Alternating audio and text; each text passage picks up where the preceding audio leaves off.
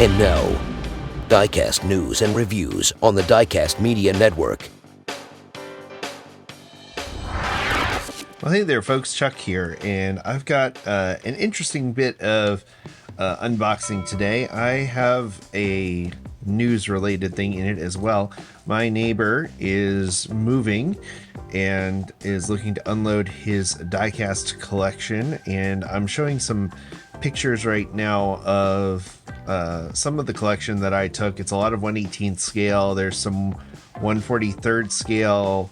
There's plastic model kits. There's a lot of 164, a lot of Hot Wheels, a lot of Matchbox. As you can see, there's some premium stuff. I know Mustang Hunter Diecast has expressed interest in some of the Shelby stuff, so that might have been gone by the time you see this. But you know, a lot of it's Ford and Mustang and Mercury Cougar related. So if this collection looks interesting to you, he's looking to unload as much of it in one fell swoop as he can, and he is willing to cut a deal if you can cover the shipping and that sort of thing. So you know, if you're interested in that, please email me at flyingvaliant@gmail.com and let me know if that's something that you would be interested in, and I'll get you in touch with him and we can go from there. But I wanted to show what I've got from his collection. I got some really cool stuff, starting with this Corvair Stinger. He had some Lucy's, and not too many. Most of them were carded, and I just really like that one. This one is one of my favorite castings. This is from the Jada Lowrider series. This is a 62 Cadillac. It claims it's actually 1/64 scale. I'm inclined to think it's pretty close. It might be a little big, but it does say 1/64 scale on the bottom, and it does seem, you know, rather large compared to a Corvair, which would be about right. So I'm going to go ahead and roll with that one. I do try to limit myself to just 1/64 scale now, but this little guy was rattling around, and I do have a soft spot for in scale, and this is from Racing Champions. It's about in scale, which would be 1/144th scale. So little bitty guy. You can almost sit him on the hood of this Cadillac. But and speaking of 1/144th scale, this guy was in there, the Johnny Lightning Monopoly series. I like picking these up because these little guys, and I'm going to crack this one open. That satisfying sound. These guys shake out to be just about perfect in scale, and you can see the Racing Champions is a little big by comparison, but this would be, you know, my gut check scale tells me this is closer to 1/144th scale than this. This is probably like 1/120th or something like that.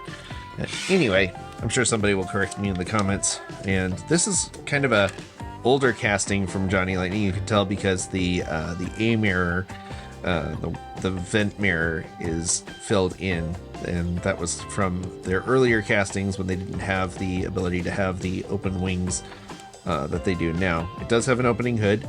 It's got kind of a molded, this is all like one single piece of metal engine in there. I've had this casting before, but you know, it's a good casting, and I wanted the Monopoly piece, so got that. And again, you know, if you're interested in this stuff, please email me at, not this stuff specifically, but the stuff that you saw in the pictures earlier, and I'll have a link to some more photos in the description. But check those out. And I got this one because the card is busted up and I don't mind opening it, but I think you'll see why I wanted it. I've seen this casting before, but I've not seen this livery before, and that is a pretty fun, like, you know, it's got to be a Herbie homage, right? You know, it's an off-center red, white, and blue with the off-center circle logo on there. Although Herbies was actually centered, it was just the stripes that were off. But, you know, I have a soft spot for red, white, and blue racing stripes that are off-center down the middle. So had to grab that one. This is another one that I really like, the Studebaker Golden Hawk. You can tell this is a later Johnny Lightning. It's got the better wheels. It's got that, you can actually see through the vent windows on this one. So I think actually what they did here is the vent windows part of the plastic. So let's see. Oh, this was from one of those like times when they were trying to do the resealable packages. I obviously just ruined it, but it, you know, does not work anymore anyway. As you can tell, the glue has dried. Yeah, this is actually part of the plastic for the window, and they just added some paint on the ends to make it silver and look like the trim piece. But you can see that's a much better detailed casting than this older casting that they had. You know, just a sign of how things changed and improved. I didn't think the hood opens. No, none of this opens. So David Johnson would be proud, although it does not have lens tail lamps or headlamps, so it would be thrown in the reject bin for Mr. David Johns. This is really cool. I had not seen this little set before. This is a KB Toys Special Edition series. Still got the card, and it's got a surf crate in it, in raw and in painted. And don't know much about this setup, but it was super cool. And he was like, "This looks like it has your name written on it." And I was like, "I agree." So I'm keeping that. Not sure what I'll do with it just yet, because it kind of goes against my rule of keeping things in containers. But it's a very cool setup, and I appreciate that he thought of me for that. Let's see, I'll save that one for later. This is a really cool one. This is the Greenlight Unrestored Bullet Mustang. The way it was found, I believe they used 2 cars in the movie, and one of them was in Steve McQueen's collection, and this other one ended up in some guy's collection in California, I think, and then ended up on the East Coast. I'm not sure. You have to look it up. But really cool that they did a version of it as it was found in its present condition, and then when it was auctioned off in Kissimmee, which is just down the road from me, in January of 2020, which is not a great time to be in a big crowded room full of people. But yeah, that's very cool. And you know me, I'm a sucker for factory weathered, even though I personally think I'm much better at weathering than the the factory guys, because you know I'm doing a one-off and they're doing mass-produced stuff. This one was intriguing to me. It's a Matchbox 64.5 Mustang, and this is, you know, come from that era when Hot Wheels was trying to do those 100% Hot Wheels that had the rubber band holding the hood up, so you could be like, look at this detailed engine, and then they would, you know, not thinking these things would, you know, just rot together. So I'm gonna crack this bad boy open. It looks like somebody already did, because it's taped, and but things don't stay sealed up in the Ellis household. He actually had some really cool sets that I was like, I want to take that from you, but I would open it, and that is too valuable for me to open, so I am not going to do that. So, you know, again, email me, flyingvaliant@gmail.com, if you want to me to get you in touch with him, and he'll take more pictures and get some more detailed stuff your way. But yeah, check this out. Yeah, that paint is shot. I mean, this at least is not a metallic. It might be able to buff that out, but it's just sticky and gummy, and it's a very interesting casting. This is not your typical Matchbox casting. I don't even think this was the typical premium casting. It's got a very nicely detailed engine in there. We've got, you know, you can actually see where the rubber band discolored the gold paint. It oxidized it in there. See that? That's funny. But very nice wheels on it. Those would be, you know, factory correct wheel covers with the fake knockoff spinners on it. And it's got a license plate, very nicely detailed tail lamps, and decaled headlamps. Those look like actually tampoed headlamps. But again, not lensed. So David Johns would say, off with their head. Because he's a Anglophile like that. It's got a few more. This set is silly, but I love it because it's got the two-faced armored car and some kind of exclusive edition of the Riddler mobile. Don't know anything about that. But I really wanted this two-face car, so I'm gonna pull that open. It says Diecast Metal. Race to the streets of Gotham City with these die-cast metal vehicles. Set includes exclusive edition of the Riddler Mobile, and all 5 vehicles feature Batman Forever movie styling, hot colors, and super fast rolling wheels to add to the excitement. This is by Kenner, by the way, and copyright 1995.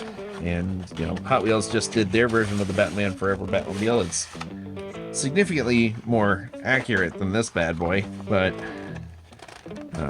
you got the Bat Boat, the Bat Plane, and of course the Bat Mobile.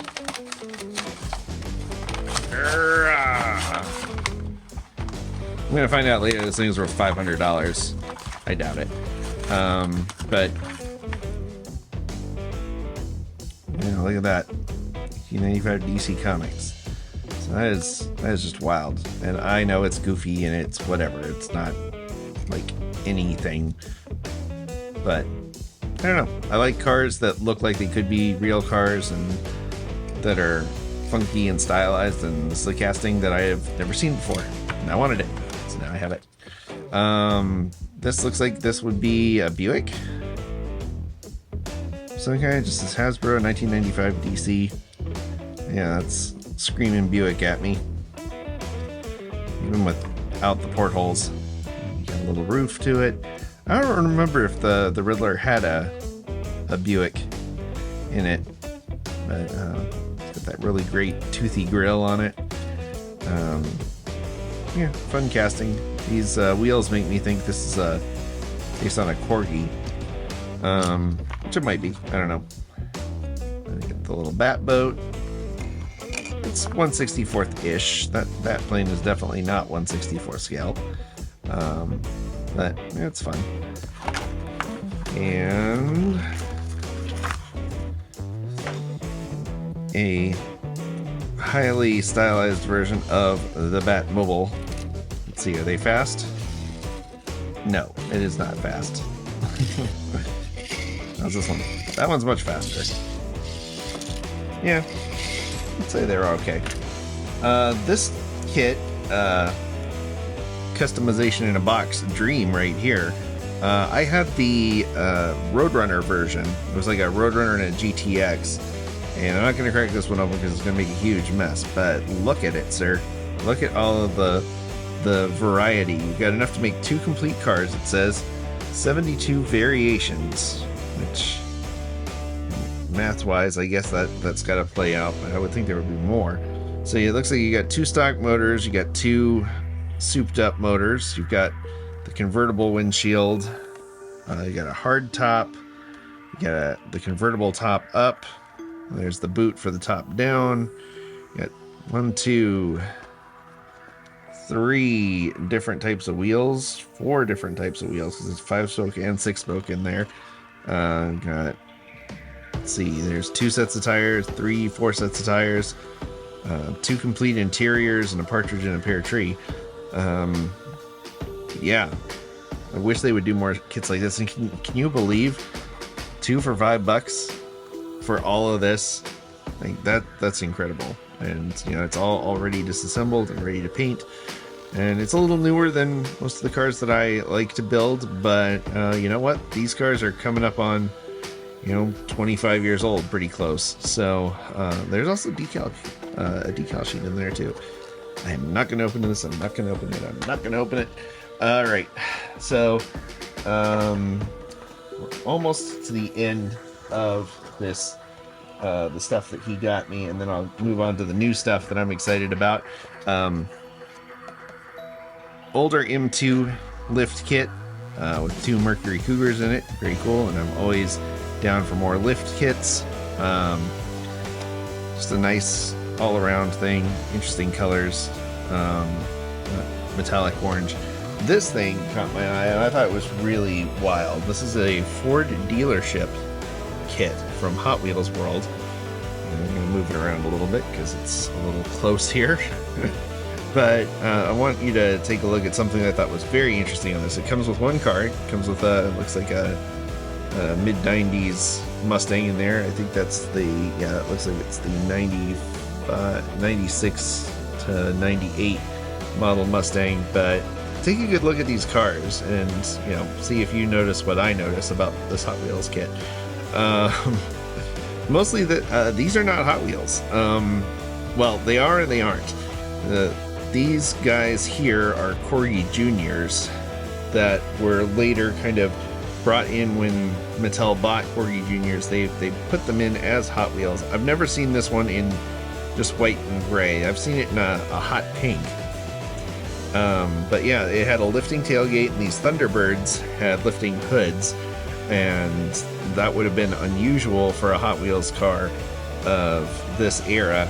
But they still had them, and the quality is, you know, all over the place. Obviously, looking at those wheels, those are not Hot Wheels wheels at all. You got this Merker down here that's got the Hot Wheels type wheels, but these guys have the, you know, where is it? They're these wheels. They look very similar to that, and that it's not going to roll up to Hot Wheels standard, which is probably why they did not continue using them. But I had never seen this kit before. I thought it was a very interesting kit.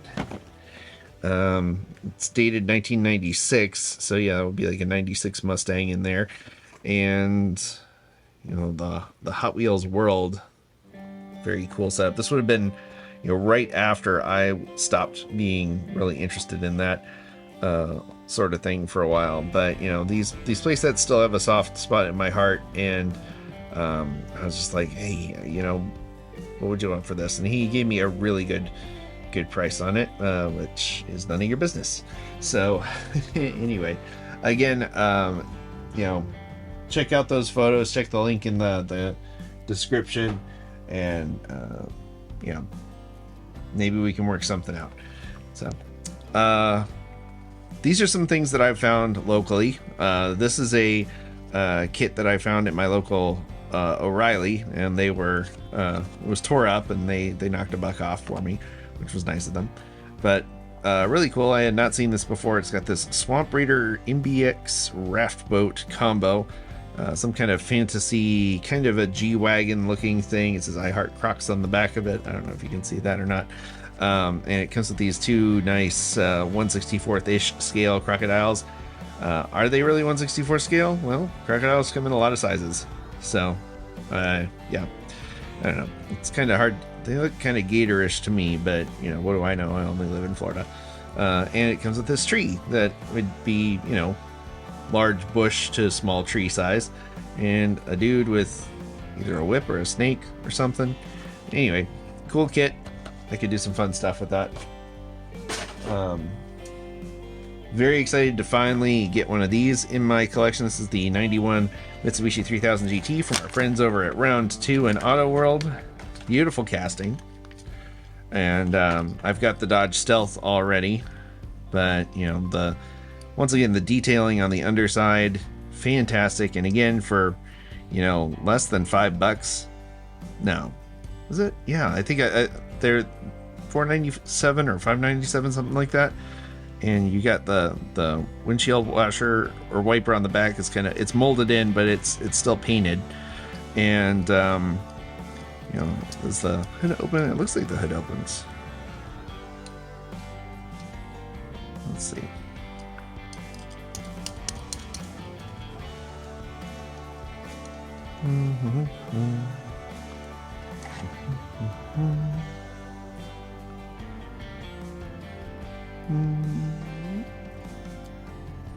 Alright, don't force it. Sometimes the hood's open, sometimes they don't. But very nice setup. Cool, underrated tuner car. And it's got, oh, check that out, two-tone interior. You got black and white interior on the thing. Again, you know, for the price point and the fact that you can find them on the shelves in the US is just fantastic. A project in progress, something that they've been doing these, I think, since the late 90s. This series has continued on, and they finally did the Volare Roadrunner in the project in progress thing. I have this casting back when it was the they were calling it the Dodge Aspen. It was just a simple blue casting, but you know, again, I'm a sucker for these. I don't know why, but I just am. And you got the, you know, pale 318 V8 in there. You got, you know, various primered door panels. You got some rustiness, some red primer or rustiness down there. You got the faded out stickers all around it. It's got a 76 Michigan license plate. That's very cool. His door panels slipping up there. And again, a pale interior. Just a great little series. This is again an older casting, so it's not quite 1/64 scale. It's a little on the smaller side, but you know, scale is mind over matter. If you don't mind, it don't matter. So shifting gears again to something that I am so excited to have finally found on the shelves, and I am so excited I can finally crack it open here. 1984 Dodge Caravan. Now my family had an 85, and it was just kind of the plain tan. It was not this beige crystal as it's called, but similar configuration, no roof rack, but it did have the dials up in the roof that you could twist to open the rear vent windows. They'd pop out. And so I showed my dad, and you know, he thought it was pretty cool. He pointed out he thinks the windows are too big, and now that I'm looking at it out of the case, they do look a little big. But you know, previously the only real versions of this car that you could get, there was a first gen with the quad headlights, Matchbox, and it's gonna bug me now. Somebody made an 86, 87, and 86 to 90 version of it. I think 86 to 91 version with the single sealed beam headlight in the front. And it was wasn't Ertl. It wasn't Corgi, but they did it as a monster truck and as a regular car. You saw them a lot as promotional vehicles. But yeah, just a fantastic job from the guys at Round 2. And you know, when we had them on Diecast Breakdown, we were talking to them. They've got, you know, everything set to take this thing all the way up to 91 and have all sorts of different configurations. So I'm looking forward to them doing things like the panel sides for like a work van, you know, the Dodge version, the Plymouth version, and you know, really great job on the Tampo work. You got the little Dodge Caravan down here, and just a thing that, you know, in its time, my family was a vanning family, and my dad was completely taken by these things. He thought they were so cool and space age, and you know, all the benefits of a van without the high fuel consumption and lots of cargo space, and you know, the removable seats, and so versatile and so, you know, hip and cool. And they did not stay hip and cool for long. Although I think they're gonna have an upswing. I don't know. What do you think? Another really cool car that I found, the Wayne's World Pacer. I've been waiting for this one for a long time. It's interesting because it's like this series fascinates me because it's Trivial Pursuit, and they had one for the Gran Torino as well, and it was very clearly the Gran Torino from the movie Gran Torino. But not really technically officially branded as the Gran Torino.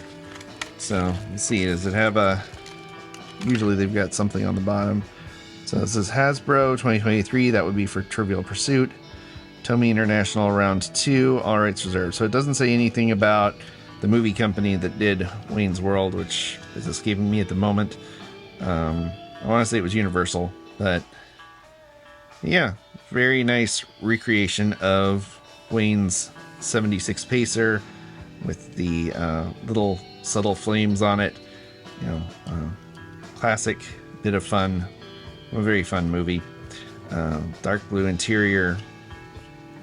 It's a great casting. I'm glad they brought it back. And you get the weird, you know, kind of plastic, kind of clay feeling poker chip, because if there's one thing Trivial Pursuit is famous for, it's poker chips. I don't know. And What location was the basement broadcast of this worldly public access TV show? Well, do they mean like Aurora, Illinois, or Wayne's basement? I don't know. In this movie, how does the main character Wayne apologize for asking for pardon? Excuse me, a baking powder. A famous skit turned big screen spin-off started many pop culture catchphrases. Name 2 of the many choices. It doesn't feel like a real Trivial Pursuit answer, but you know, that would be like, of course, not. And chow. And monkeys might be come flying out of my butt. What did Garth name his AMC Pacer? That would be the Mirthmobile. Wayne and his pals drive around town while singing along to what epic rock song? That would be Queen's Bohemian Rhapsody. And what year did this teenage comedy film premiere in the United States theaters? Oof. This one's gonna hurt me. I want to say 1991? 1992. Ah! Swing, party on, a good time. I'm not worthy. Very nice. All right, not bad. So yes, it was Aurora, Illinois.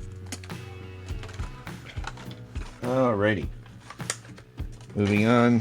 Finally got this one. Very excited about this. 73 Honda Civic. Saw this one. I love the homage to Mr. Bean that this is. And yeah. I'm liking these returns to late 70s, early 80s JDM cars. It's a very fun thing to see. Got one of these, the 89 Mercedes. I know Derek over at Honest Diecast was looking for this bad boy and got his, and I'm very excited to have gotten mine as well. Very nice casting. You know, again, the main lines are crushing it with their new designs. Very crisp lines on these things. They look and feel really good. You got nice detail with like the 6x9 speakers in the back of it. So this one, you know, feels relatively stock for an AMG, but still, you know, very cool and very definitely a Hot Wheels. So let's see what else we got over here. I got this guy from Fast 10 Your Seatbelts, 2020 Hellcat Charger. Very nice casting. And from nowhere, the tuned Charger, which I've been looking forward to cracking this one open with you. Look at that. That is so goofy, and I love it. I might have to get a couple of these because that is just too fun. I'll have to look out for the Supra as well, but yeah. My goal one day is to do a diorama with all the tuned cars together. It's gonna happen.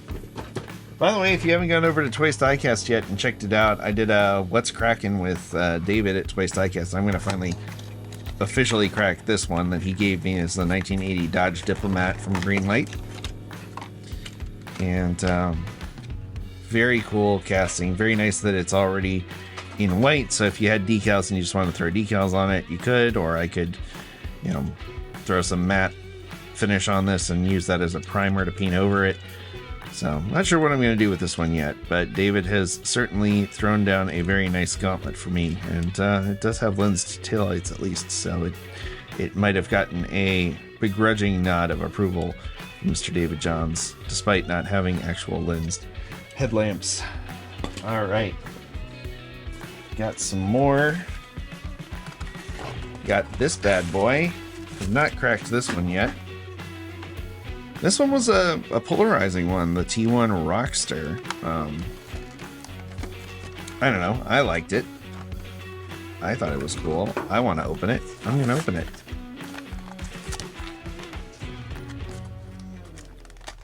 As David Johns would say, let me go ahead and open that. And of course it won't let me. Be careful with scissors, kids. Wow. That is some... They really don't want you to open these. No.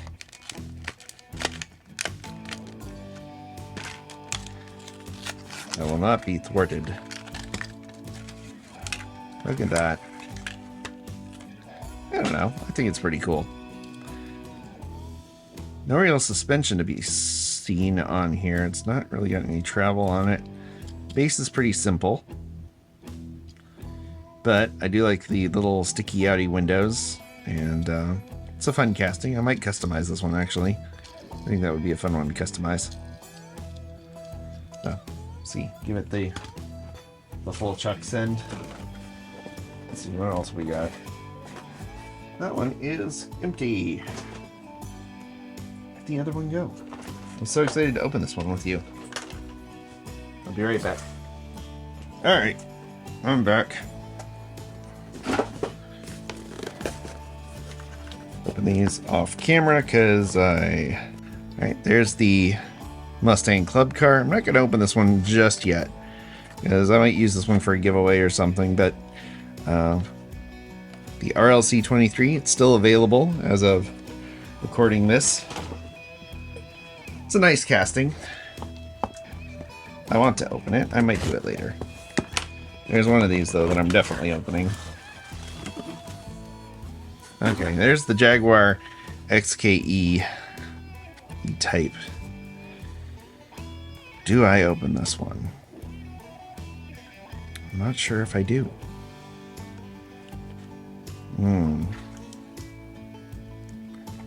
Alright, I'm just gonna slide it out. Just take a little peek. I know some people were having some quality control issues with theirs, with the hood, that clamshell hood. So we'll just make sure it's safe. Maybe I'll get a squint at the number. So 15462 of 30,000. So not a very low number, but it looks like it's all there. And look at that. That is beautiful paint on that. So I don't know. Might save this one for a giveaway. Not sure yet. But very, very nice casting. It's hard to say no to that. That paint is just gorgeous. So, well, I'm glad I got to open it up and look at it. That's the problem with these redline things. You make you second guess opening them. Well, all right. This is the one. Perfect. This is the last one, and this is the one that I'm definitely going to open. The 75 Chevy Monte Carlo. I saw this one earlier, and I was like, I have got to get that, and of course, it had already sold out. And then it came up again, and it came up with an even better paint job than the first time. So I was like, now I'm really going to do it, and I did it, and I'm glad I did it. So, look at this box. Love that. Can't remember if this one was numbered or not. I don't think it was. Doesn't look like it is. But that's fine. Doesn't matter, because this one is not leaving my collection. And this one might be a future custom as well. Just because look at it. Oh, look, we already got some wonky wheels here.